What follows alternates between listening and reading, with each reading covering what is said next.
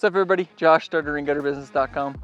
Today we're doing some custom gutters and we want to show you guys how to do a custom downspout outlet. So we have some 6-inch half round cold rolled steel rain gutters here with saddle hangers. They look pretty cool. And we are doing 3-inch round cold rolled steel. And I have not found anybody that makes a really nice cold rolled steel outlet, so we make them. And there's a few different random hard to find downspouts that we have to do that for. So figured I'd show you guys how we do it and how we make a custom downspout outlet. Here we go.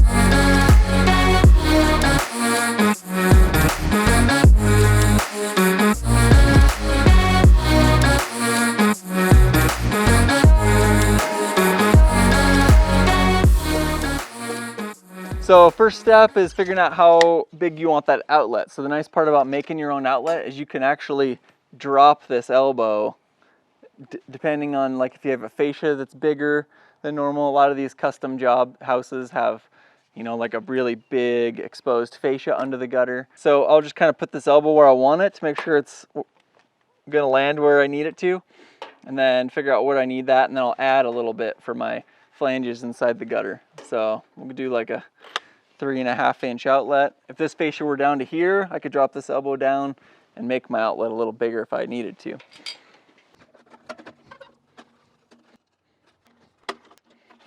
One thing about this cold rolled steel is it's pretty tough to cut. So a lot of times I'll bring a little 18-volt Makita skill saw with a metal blade on it, and it makes it a lot simpler.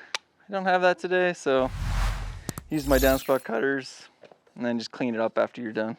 Okay, so the best way with half round, I'm just drilling a 3-inch hole for our outlet to go in, figure out where you want it.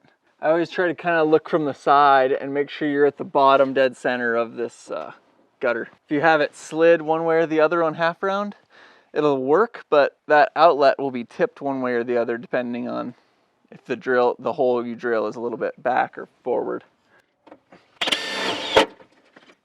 This is some pretty tough metal, so I kind of just try to straighten everything back out and use my utility knife to kind of clean up the edges a little bit. Okay, so it looks good. So I'm going to take my outlet that I made, a Sharpie, and with that seam back towards the building on the outlet, I just kind of slide it in there. I go about a 1/4 inch on the front and back above the gutter, and then kind of look at it, make sure it's nice and square in every direction. And then I'll trace the outlet with the gutter, using the gutter as a template. And that'll give me my curve that I need to match for what I'm gonna do is make kind of like an outlet lip with just like little metal flaps. So got that all traced out, we'll trim her up. So I kind of have the curve of the bottom of the gutter traced in here on both sides. So now I'll leave about a 1/4 inch lip above that line. And these don't have to be perfect. It's going to be hidden inside the gutter, so it doesn't have to be too fancy. So we got that kind of cut to shape. And then what I'll do is just cut little tabs, basically relief cuts, so I can flare this top edge and have flaps into the gutter that I can attach to the gutter and seal in.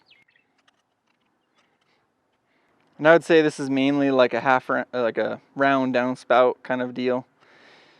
I don't usually build these custom outlets for rectangle downspout at all. It's mainly all round downspout.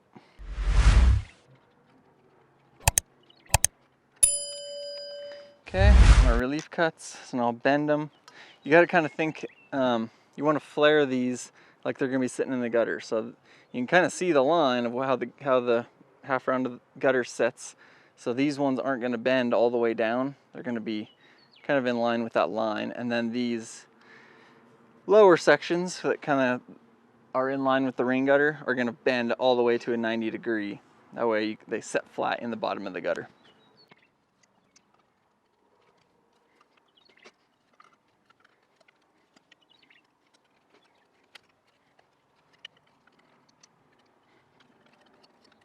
All right, so one thing about this cold rolled steel, or a few different kinds of steel, is that it comes with oil on it. So I use brake cleaner before I glue anything, and it helps get that oil off of there so the glue sticks really well.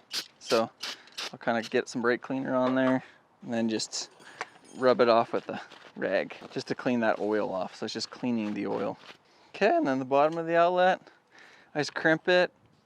We'll do about every inch. Crimps all the way around, kind of in a pattern. There it is. Okay, so the gutter, bottom of the gutter is the same way. Anywhere you're gonna put glue, you wanna hit it with brake cleaner and then wipe it down to get that oil off of there. So the whole ceiling surface where this outlet's gonna sit, I wanna make sure that's nice and clean. And I learned this the hard way. I did a few jobs without doing this, and the glue don't stick. So got everything in, looks nice and straight. And usually I'll just pick a couple good tabs in here to rivet down to the gutter. So I'll use steel 1/8 inch rivets, rivet it down, and then glue the whole thing in. One thing that works good is if you use a hammer or the back of your screwdriver or whatever, just kind of flatten all those tabs out to form the gutter. Helps there not be as big of like voids for that glue to set into. So it kind of helps everything seal up a little better and for it to be stronger. Hey, tap away. And you don't have to go crazy with the rivets. You only need 2 or 3 in here. Just try to make them kind of like symmetrical looking.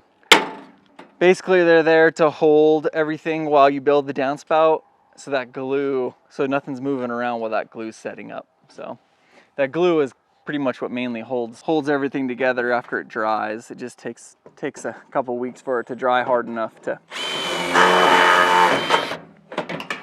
for it to hold everything together. So these are just to hold everything in place while that glue's drying.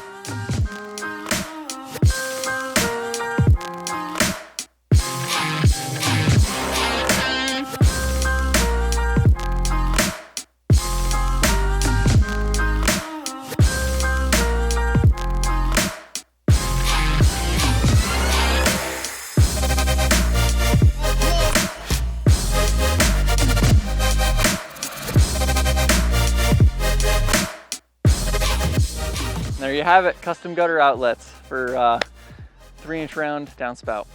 These work pretty good, they're simple, and they work. Thanks for watching, guys. Make sure and comment below, subscribe, and we'll see you on the next one. Thanks for watching.